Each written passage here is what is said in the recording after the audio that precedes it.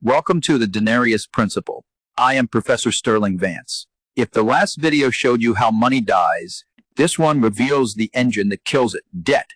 Debt is not merely a number, it is a system of control. Every government from Rome to modern states eventually reaches a point of no return, where it owes far more than it can ever possibly repay. That point is not an economic failure. It is a deliberate policy. Look at the official national debt figure today. It is a number so large it loses all meaning. But I want you to ignore the principal amount for a moment and focus on one crushing cost. Interest. The cost of servicing that debt, just the interest payments, now consumes a massive portion of the entire national budget. It is a financial black hole, swallowing revenue intended for vital public services. This means that a large part of the taxes you pay every year does not fund roads, schools, or healthcare. It serves only one purpose: to pay interest to the creditors who hold the government's IOU notes, the bondholders. You are not just a taxpayer. You are now a silent debtor. Your future productivity is already mortgaged to pay for the past excesses of the state. This is the truth behind the interest trap. The government is a perpetual borrower. The mechanism for this borrowing is the Treasury Bond, or government security, which appears safe and stable, but is the very instrument used to trap the economy. We must understand the debt cycle. When a government runs a deficit, spending more than it takes in taxes, it must issue new bonds to cover the shortfall. This new debt requires new interest payments. The cycle is inherently inflationary. When the debt gets too large to service through taxes, the central bank steps in, buying up the government's debt with newly printed currency, our silent tax engine. The system is structured so that the government can never truly default on its debt. It simply devalues the currency to pay for it, making you the saver and worker, the ultimate unwilling guarantor of the entire fragile structure. The bond slave system is not a modern invention. It is the oldest trick in the political playbook.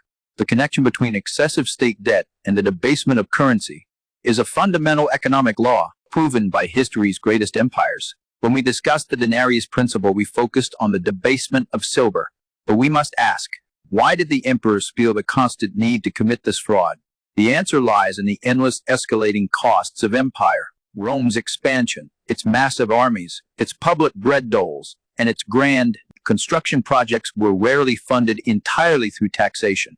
They were funded by borrowing, both from wealthy senators and eventually from the mint itself. The Roman state's debt crisis was continuous, forcing emperors to make a difficult choice: raise taxes to the point of rebellion, or silently steal the metal from the currency. They chose the silent path every single time. Emperor Nero needed funds for his massive building projects after the Great Fire, or when Diocletian needed to finance his expanded bureaucracy, they did not ask the Senate for permission to borrow more. They simply issued lighter coins. The core lesson is this: debt is the political demand for future money. And when the government finds it cannot acquire that future money honestly through growth or taxation, it reaches for the printing press, or in Rome's case, the melting pot. The decline was slow but guaranteed. Every new war or public expense required more borrowing, leading to more debasement, which led to higher prices, which led to more social unrest, creating a vicious self-reinforcing cycle of collapse. The most dangerous type of state debt is the one issued during relative peace, as it indicates structural inability to manage finances rather than a temporary wartime necessity. That structural failure is exactly what defines our modern era. We have replaced the physical theft of silver with the digital theft of purchasing power. But the motivation remains identical. The political class must service its massive debts without incurring the political risk of asking the people to pay for it directly. Understanding the Roman trap shows us the inevitability of the path we are on. When the debt load becomes too heavy to bear, the final solution is always the same: inflate the debt away and transfer the burden to the common citizen. The primary mechanism fueling the modern debt crisis is the government bond. When a government needs money, it sells these bonds, which are essentially long-term promises to repay the principal plus interest at a fixed date. The bond market is the foundation of the modern financial system. Banks, corporations, and foreign governments buy these bonds, lending money to the state. They trust the government will either pay the debt or inflate it away. The critical point is the interest rate. This rate determines the cost of borrowing for the government. The lower the rate, the cheaper it is to carry massive debt, incentivizing politicians to borrow far more than is responsible Who controls this critical rate? The central bank through their monetary policy, buying and selling bonds, and setting benchmark rates. They effectively manage the interest expense of the entire state. The central bank's true function is not just to control inflation as they claim, but to act as the primary structural support for massive government debt, ensuring the cost of carrying that debt remains politically sustainable. This control creates a deep hidden conflict of interest. When a central bank buys government bonds, it is essentially injecting new money into the system to keep rates low, which is the very definition of inflationary money printing. Use terms like quantitative easing to mask this simple act of financial debasement. Do not be fooled by the jargon. It is the modern digital equivalent of the Roman emperor scraping silver from the denarius. This mechanism traps the government. If the central bank were to truly stop buying debt, interest rates would skyrocket, immediately crippling the government's budget and crushing the entire economy under the cost of borrowing. The central bank is therefore obligated to print money indefinitely. It is trapped by the size of the government's debt, meaning the silent tax is not a choice but a structural necessity for the survival of the current system. We are all bond slaves now.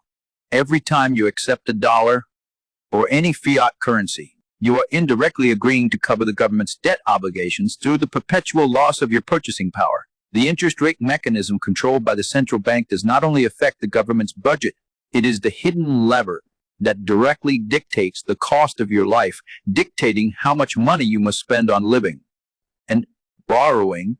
When the state prints currency to buy its own debt and keep rates low, it creates an artificial boom that floods the housing market. This pushes prices of fixed assets, like your home, far beyond the reach of normal wage growth. We see this directly in the affordability crisis. A mortgage payment today is not expensive because the house is better. It is expensive because the currency has been debased and the debt required to buy it is massive and synthetic. Now look at this chart displaying the historical relationship between national debt and interest rates. As debt explodes, the pressure to manipulate rates increases exponentially to prevent fiscal collapse. The illusion of low rates feels good temporarily, but it forces citizens into record levels of personal debt, from credit cards to auto loans, all while creating the asset bubble that makes those debts necessary. When the central bank must pivot to control the very inflation they created, they raise rates. This is the interest trap's final snap. Suddenly, the debt you accumulated at low rates becomes ruinously expensive. This is a direct wealth transfer from the poor and middle class to the state and the financial elite. You pay the higher taxes and the higher inflation, while the bondholders and financial institutions benefit from the stability of the debt they hold. Your personal economy is structurally unstable because the foundation, the currency, is tied to an ever-growing, unpayable government liability. Every dollar is a promise of future taxation, or more likely, future inflation. The political class will always choose debt over discipline.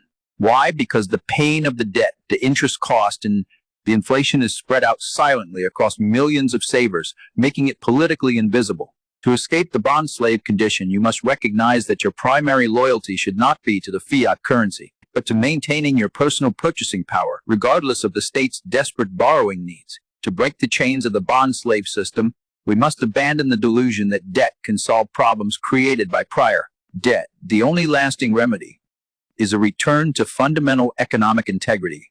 The sound money principle. Sound money is any currency whose value is determined by its scarcity and is difficult to inflate or manipulate. It is money that demands discipline from its issuer, an external constraint that prevents the political class from spending beyond their means. The philosophy of hard money rewards patient saving and productive investment because the holder knows that the value stored today will be preserved tomorrow, a stark contrast to the urgency forced by fiat currency inflation. The bond slave system conversely rewards reckless spending and maximum leverage.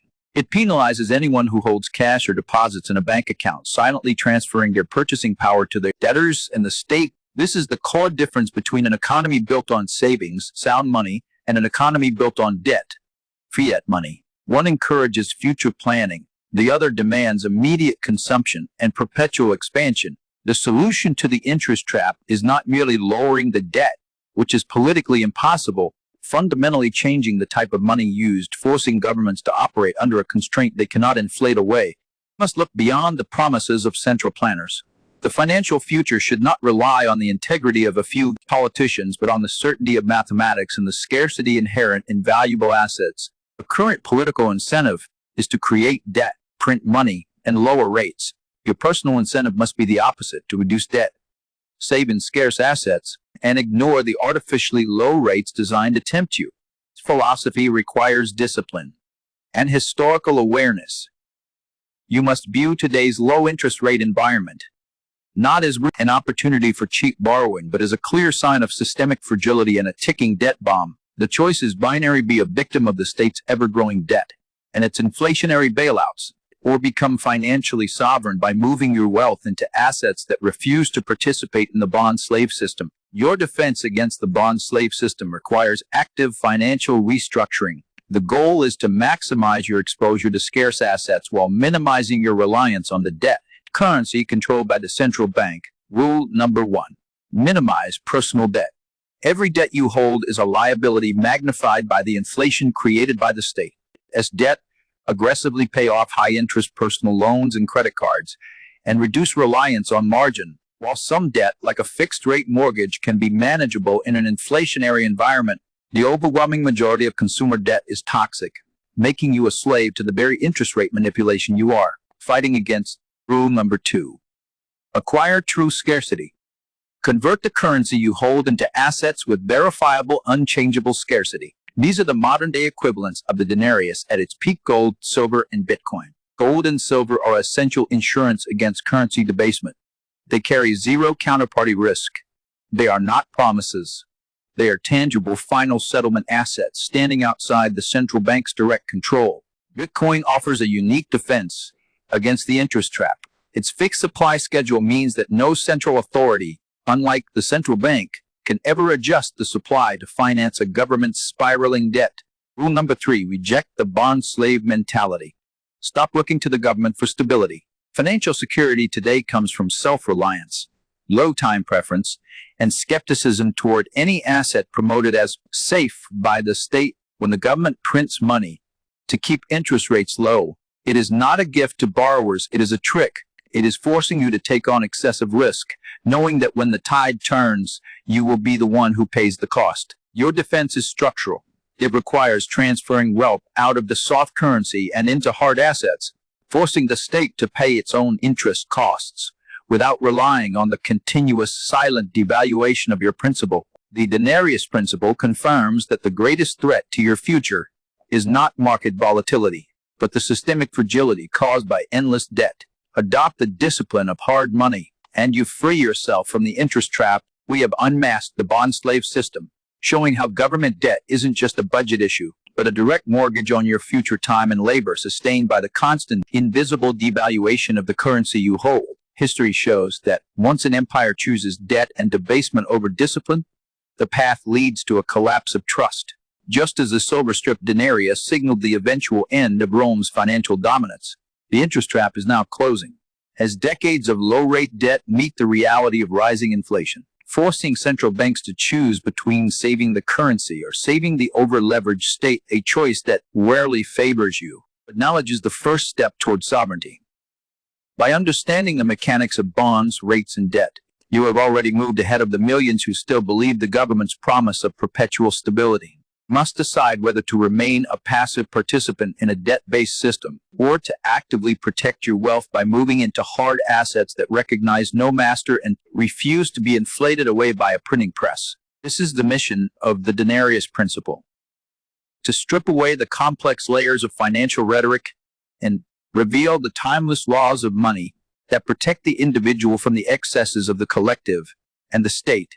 If you found this analysis vital to your financial defense, please subscribe to this channel and hit the notification bell so you never miss a deep dive into the hidden forces shaping our global economic reality. Share this video with those who are still trapped in the illusion of safe fiat savings, because spreading the truth about the debt trap is the only way to build a community of informed and financially resilient citizens. In our next analysis, we will explore the psychology of the Big Reset and how to prepare your family for the inevitable transition away from failing debt structures toward a new decentralized financial era. I am Professor Sterling Vance, and I thank you for your time and your attention. Remember to always question the narrative and protect your principle. I will see you in the next analysis.